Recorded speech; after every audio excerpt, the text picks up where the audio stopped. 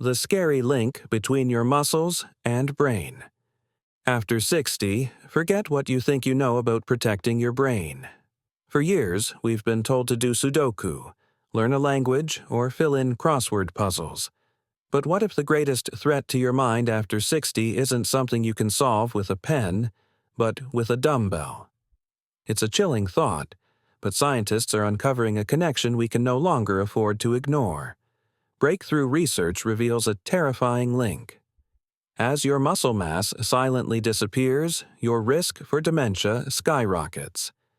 This isn't a small correlation. It's a deep, biological SOS from your body to your brain, where the strength of your biceps is directly tied to the health of your neurons. For decades, we've seen muscle loss as just an unfortunate part of aging. But the evidence is now overwhelming. Your muscles are a critical defense system for your mind.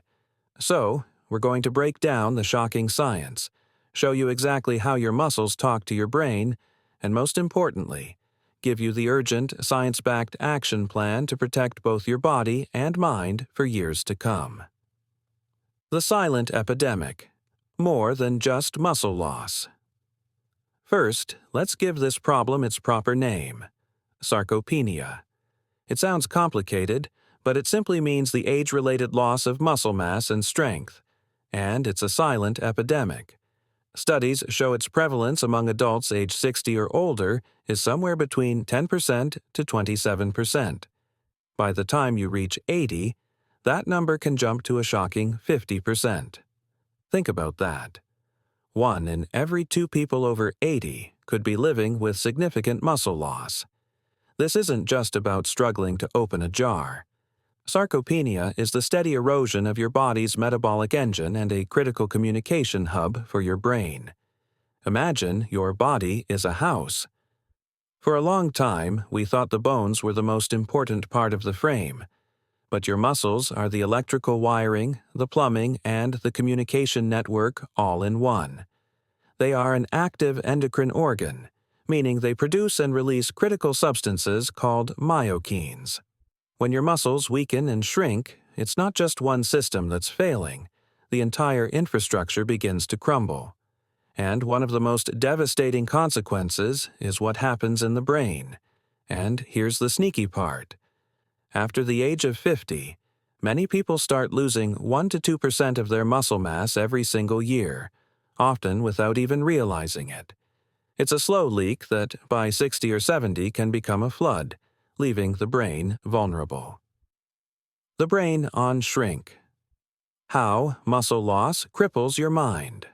So, how exactly does a weak bicep lead to a weakened brain? It's not a coincidence. It's a direct biological chain reaction.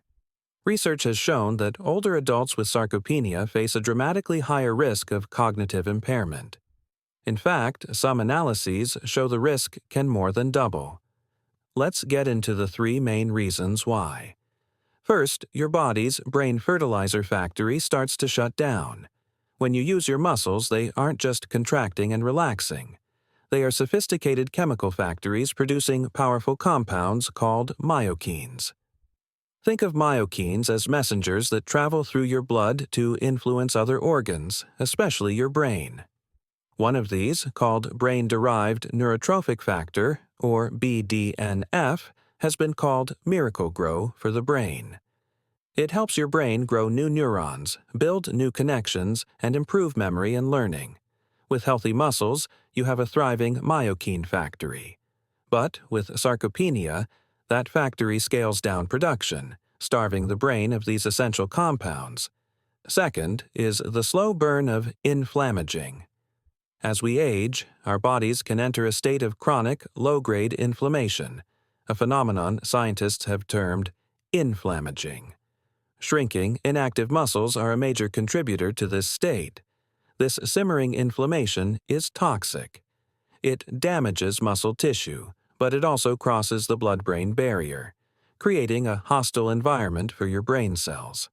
This disrupts the delicate signaling between neurons and can accelerate the kind of damage seen in neurodegenerative diseases like Alzheimer's. The third piece of the puzzle is the breakdown of the brain-muscle connection. This happens at a physical level where the communication pathways between your brain and your muscles, run by motor neurons, start to degrade. These sites, called neuromuscular junctions, get weaker and less precise. This is why sarcopenia leads to poor balance and a higher risk of falls. But this slowdown isn't just physical. A brain that is inefficient at talking to the body can become inefficient at talking to itself. Studies have directly linked sarcopenia with lower scores on cognitive tests, specifically in areas like executive function, verbal fluency, and memory. The physical slowness reflects a cognitive slowness, creating a devastating downward spiral. If you're finding this information valuable and maybe a little unsettling, taking a second to like this video helps us reach more people who need to hear this urgent message. It's a small click that makes a huge difference. The blueprint for a resilient brain. Your action plan. Now, hearing all of this can feel deeply unsettling. But here's the most important part of this video. This is not a one-way street. The link between your muscles and your brain is powerful, but you have the power to influence it. It is never too late to fight back against sarcopenia and build a more resilient brain. Here is your evidence-based action plan. First, and most critical, resistance training is non-negotiable.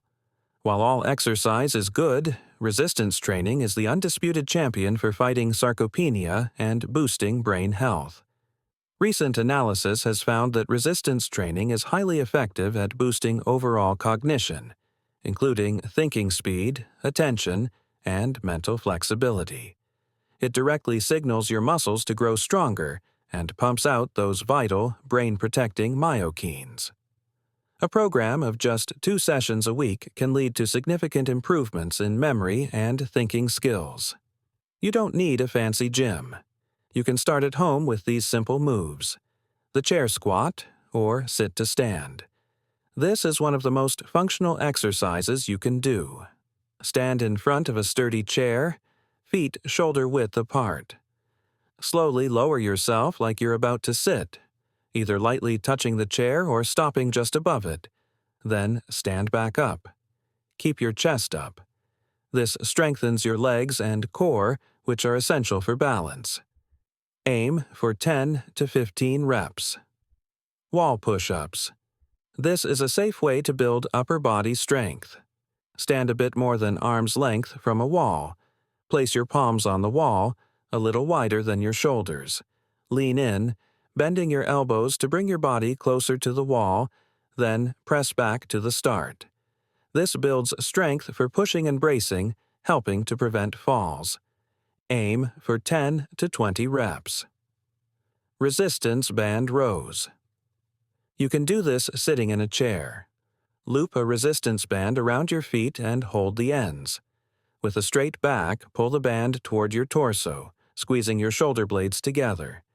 This is crucial for posture and back strength. No band. Use light hand weights or even 2 full water bottles. Aim for 10 to 15 reps. The second pillar is to feed the machine. Resistance training creates tiny micro-tears in your muscles.